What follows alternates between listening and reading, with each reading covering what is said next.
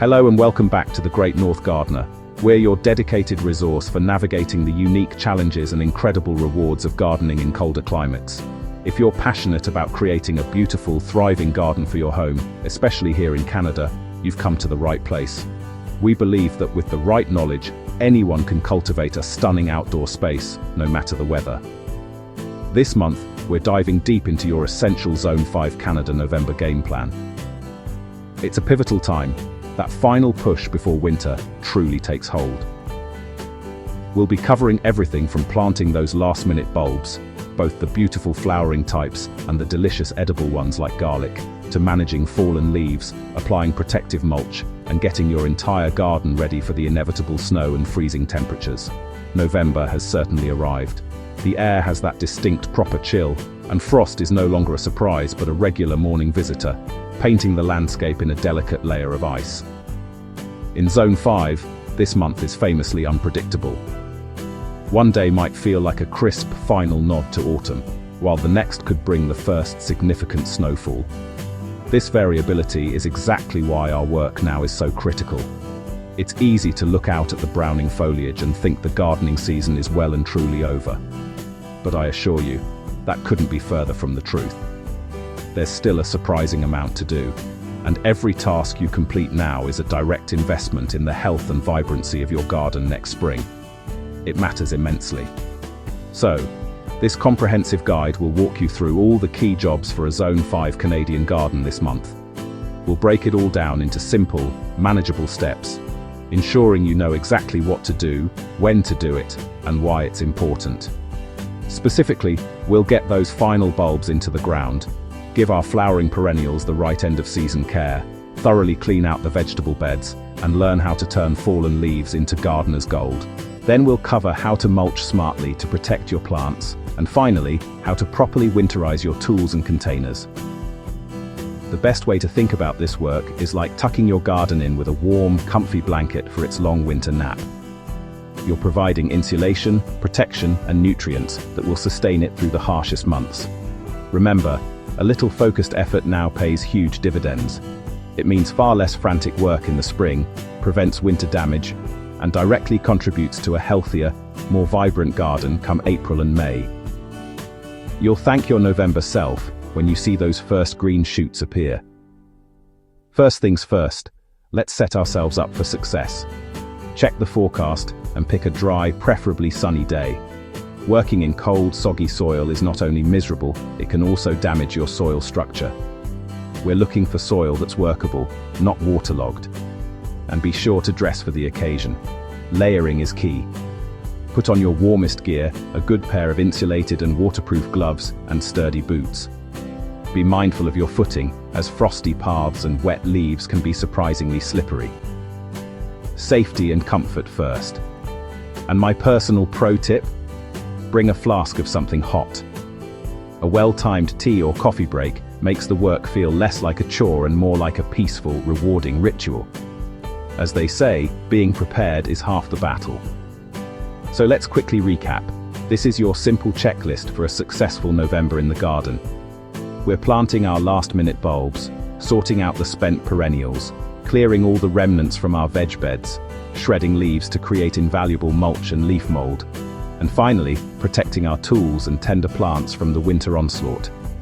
This is our window of opportunity. Let's give your garden that final dose of love and attention before the snow flies and the ground freezes solid. Right then, boots on. Let's crack on, shall we? We'll go through this task by task, nice and easy, starting with the most time-sensitive job, getting those bulbs in the ground. Planting bulbs in the crisp autumn air is one of gardening's most hopeful acts. It's like burying little treasure chests, each one a promise of the vibrant color that will burst forth in spring, chasing away the last of the winter chill. This simple task now ensures your garden wakes up with a spectacular show when the world thaws out. We're talking about classic spring bloomers like tulips, daffodils, crocuses, and the striking alliums.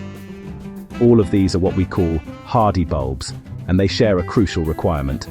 They need a prolonged period of cold to trigger their growth cycle. This chilling period is a biological alarm clock that tells the bulb when it's time to wake up and grow towards the spring sun. Here in Zone 5, Our planting window can stretch right into November. The key isn't the date on the calendar, but the condition of your soil. As long as you can easily work a spade into the ground and it isn't frozen solid, you're good to go. When selecting your bulbs, think of it like picking good fruit. You want them to be firm and heavy for their size, not soft, mushy, or showing any signs of mold. A healthy bulb has all the energy it needs stored inside to produce a beautiful flower. Most bulbs despise sitting in water, which can cause them to rot over winter. Ensure your chosen spot has good drainage. If you have heavy clay soil, amending it with sand or compost, or using raised beds, can make all the difference. A good rule of thumb for planting depth is to dig a hole 2 to 3 times the bulb's height.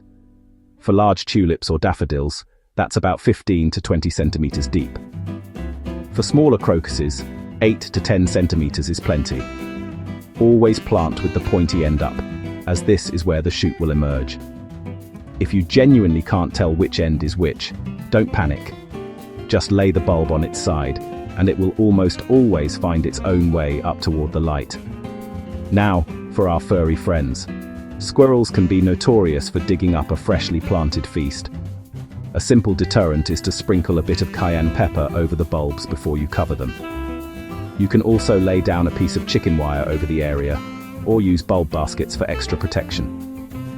After covering your bulbs with soil and patting it down gently, add a thin layer of mulch, like shredded leaves. This helps insulate the soil and prevents the freeze-thaw cycle from heaving the bulbs out of the ground. Finally, pop in some markers. It's a simple step, but you'll be grateful you did it come spring, so you don't accidentally dig up your treasures. By November, many perennials look tired. Resist cutting everything down. Leave sturdy stems and seed heads. They look great and feed birds, shelter insects. Be selective. Remove dead, weak or mildewed stems. Don't compost diseased bits. Use green waste. Last chance to divide overcrowded clumps if the soil's workable, replant or share with friends. Bring tender pots indoors, into a cold frame or an unheated garage. Zone 5 freezes are rough. For sensitive shrubs like roses, tie canes, stake, and wrap with burlap to shield from wind and winter sun. Once you've enjoyed the last harvest, it's time to put veg beds to bed. Pull out annuals, beans, peas, squash. Healthy material goes to compost. But diseased plants, tomato blight, powdery mildew, do not compost. Bag them for municipal green waste where higher temps kill pathogens. Replenish nutrients. Spread a 5 to 10 centimeter blanket of compost or well-rotted manure, no digging needed. Over winter, worms and microbes pull it down and improve structure. Go the extra mile with a cover crop, winter rye or clover, to prevent erosion and add organic matter. In spring, chop and turn it in before planting. Brilliant, natural soil care. See fallen leaves as gardener's gold, free mulch and soil conditioner. Shred them. Smaller pieces decompose faster and won't form soggy mats. Lay 5 to 10 centimeters around perennials and shrubs, insulating yet breathable. Don't pile against stems. Leave a little breathing room to avoid rot. Extra leaves make leaf mold. Just pile and wait. In a year or two, you'll have superb, crumbly conditioner that improves structure, moisture, and soil life. Winter mulch isn't to warm soil.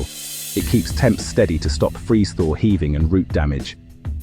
Use light, airy materials that don't compact.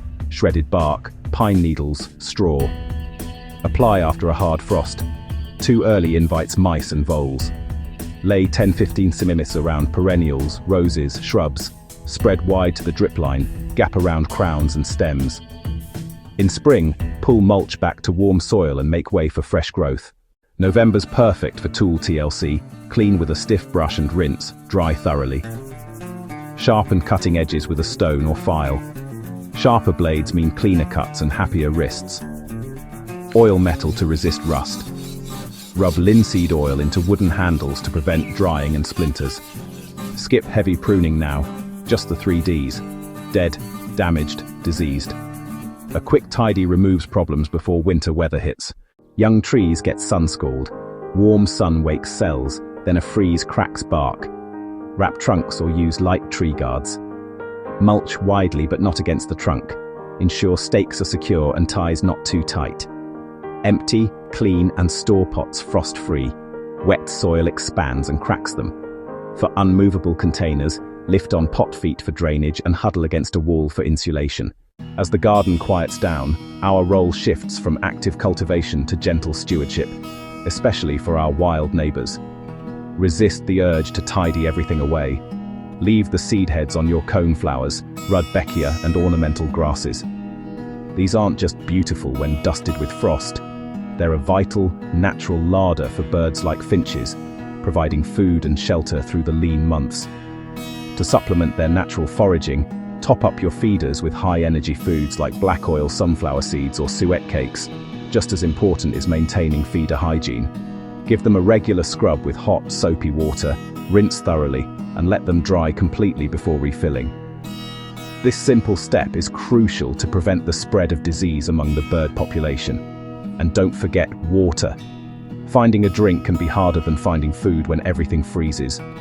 If you can, offer a source of unfrozen water. A heated bird bath is fantastic, but even just placing a shallow dish out on milder days and refreshing it will be deeply appreciated. Finally, hold off on any pesticides. Your garden's beneficial insects, like ladybirds and lacewings, are hunkering down for winter in leaf litter and hollow stems. Protecting them now means they'll be ready to help you manage pests next spring. With the most demanding outdoor jobs done, it's time for the most important task of all: reflection. So grab a cuppa and your garden notebook. Ask yourself, what worked this year and what didn't? Which tomato variety was the most productive? Where did the slugs do the most damage? Jot it all down while it's fresh in your mind. Use these notes to sketch out next year's vegetable plan. A key strategy for success is rotating your crop families. Avoid planting things from the same family in the same spot year after year. For example, cycle your brassicas like broccoli and cabbage with your legumes like peas and beans and your Solanaceae family, which includes tomatoes and peppers. This simple practice naturally reduces soil-borne pests and diseases. Now for the fun part, start browsing those seed catalogs and websites. Ordering your seeds and any new spring planting bulbs early ensures you get the best selection before popular varieties sell out. While you're at it, check the viability of any leftover seeds from last year. A simple germination test on a damp paper towel will tell you if they're still good to go. Dream big on these dark November evenings. Planning and imagining the garden to come is a wonderful way to keep your gardening spirit alive while the soil outside sleeps and recharges. And that's your November checklist for Zone 5. With your bulbs planted, perennials cared for, veg beds cleaned, a protective layer of mulch down, and your tools prepped for their winter rest, you can feel confident your garden is ready for whatever winter brings. You've set the stage for a fantastic season ahead. We'd love to hear what your favorite November job is, so tell us in the comments below. And if you found this helpful, please give us a like and subscribe for more gardening guides. Happy planning!